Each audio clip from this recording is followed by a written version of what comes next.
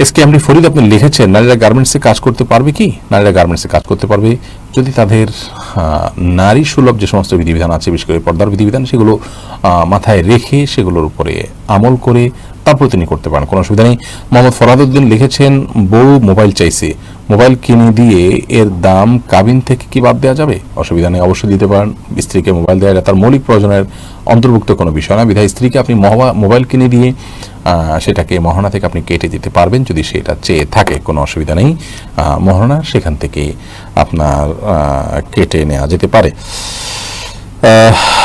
এরপরে শারমিন লাখি বোন আপনি লিখেছেন, প্রেগন্যান্সি অবস্থায় গা বন্ধের জন্য কি হুজুরের কাছ থেকে কোনো তাবিজ নেওয়া যাবে?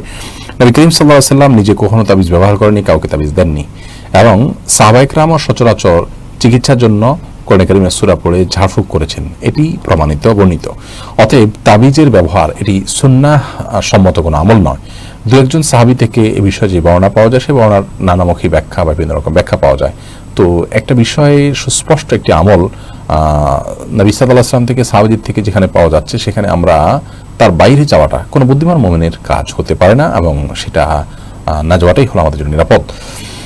এরপরে হ্যাঁ, আপনার এরকম পরিস্থিতি, অর্থাৎ প্রেগনেন্সির সময় আপনি দুষ্ট জিনের দ্বারা প্রভাবিত হতে পারেন মনে হলে, তিনকুল পড়ে তিনবার কুলহল্লা কুলহল্লা কুরাবনাস তিনবার পড়ে ফু দিয়ে রাত্রে শরীর মুছবেন, সকাল সন্ধ্যা পড়বেন, এবং যতবার পারেন পড়বেন, মুছবেন, সূরা ফাতিহা পড়ে ফু দিবেন, এবং সূরা বাকারা তেলাওয়াত করবেন। এই জাতীয় যে আমলগুলো আছে সকাল সন্ধ্যার আমল সহ, সেগুলো বেশি করবেন। এরপরে